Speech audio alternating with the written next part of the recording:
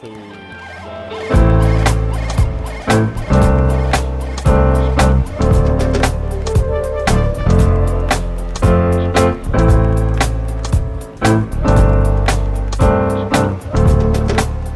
Right, good afternoon. Bit windy out, hope you can hear me.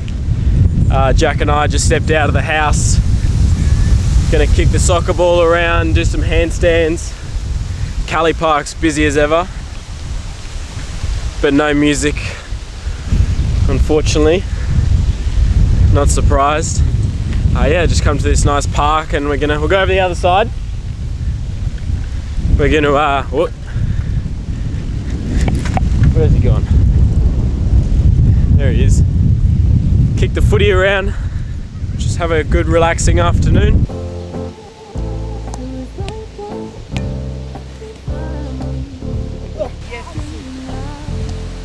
Okay. I see you.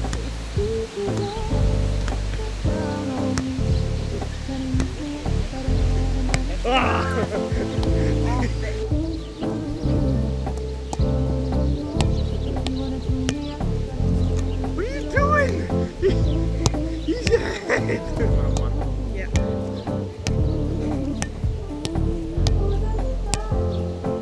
Here we go.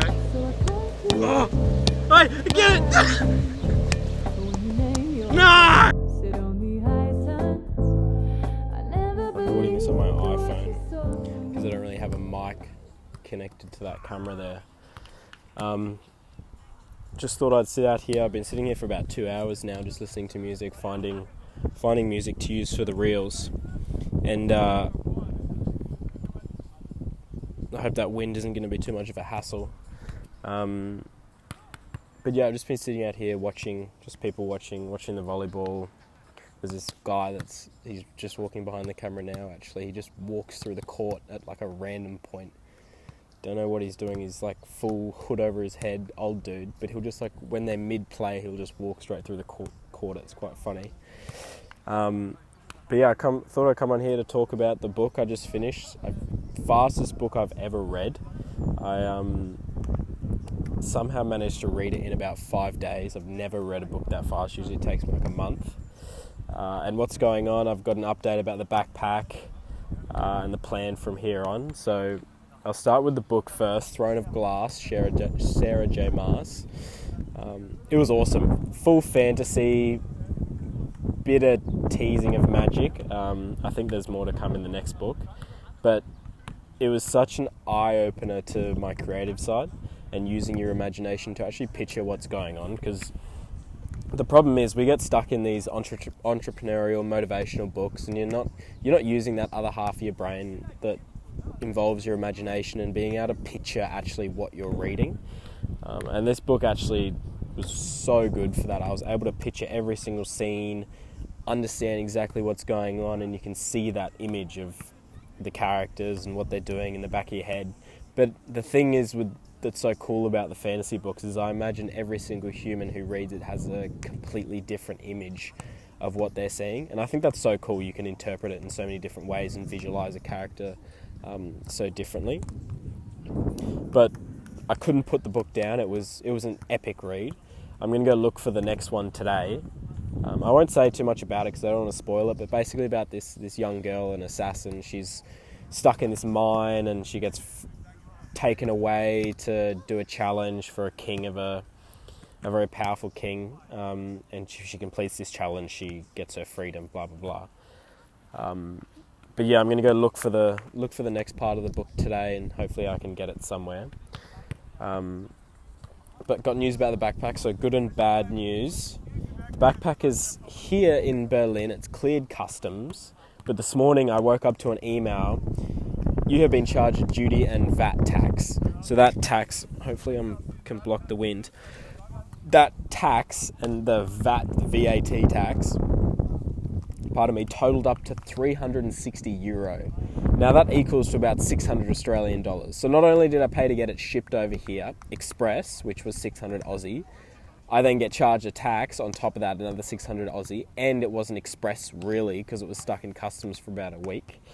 Gonna make sure I post this video after I get the bag so I don't see it and hold it up any longer.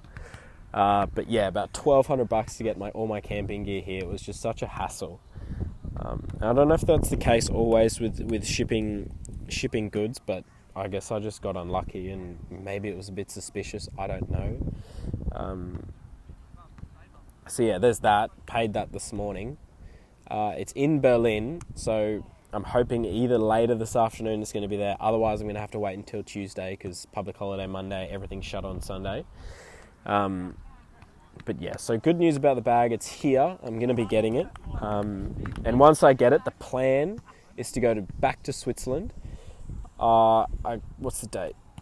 Saturday the 8th, the 9th, the 10th. So probably the 11th, the Tuesday or the Wednesday, I'll probably head back to Switzerland, try and get a night in by myself camping, just get a bit comfortable with all the gear and everything and the temperature. And then I got a mate who's coming back from home in Australia. He's in London at the moment, and we're going to meet up and go camping together and explore Switzerland. And not too sure where we're going to camp. I know it's pretty strict camping in the Euro area, but there are sort of exemptions if you're above the tree line, that kind of thing. So we'll see what we can find. But yeah, even though I've been to Switzerland, I'm so excited to go back. I'm just craving those views. You just feel so free. And after Switzerland, we're both going to go to the Dolomites together, and obviously more mountains, more camping, and go from there. I don't have any plans after the Dolomites, but I'm just so excited to get back outdoors and get away from the city. Even though I've only been here for like 2 weeks, it's enough for me. It's plenty of time.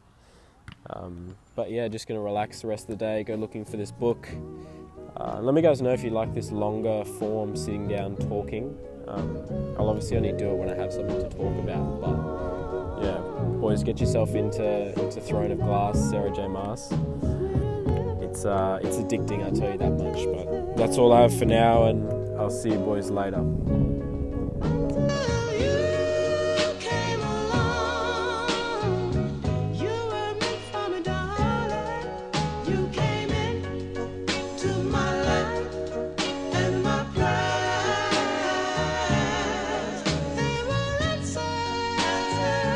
Right, good evening. It's about 8:30. After I finished my bike ride to the park, I just came back home, chilled out for a little bit. I was watching this 9/11 documentary on Netflix. Only 3 episodes, about an hour long each one, and it was awesome. Like the footage they had showing the army, the soldiers, SEAL Team 6, when they went into the Osama bin Laden's compound and got him, was just so cool, and just shots that I hadn't seen from 9/11 when the buildings came down and whatnot. And then I just went and saw Mission Impossible at the cinemas by myself, and that was awesome. Such a cool movie. I won't say too much about it because I don't want to spoil it for anyone that hasn't seen it. But yeah, it was just epic, on the edge of my seat the whole time. And now I'm about to go grab a burger, get a chocky shake into me, and yeah, call it a night there. 20 minutes.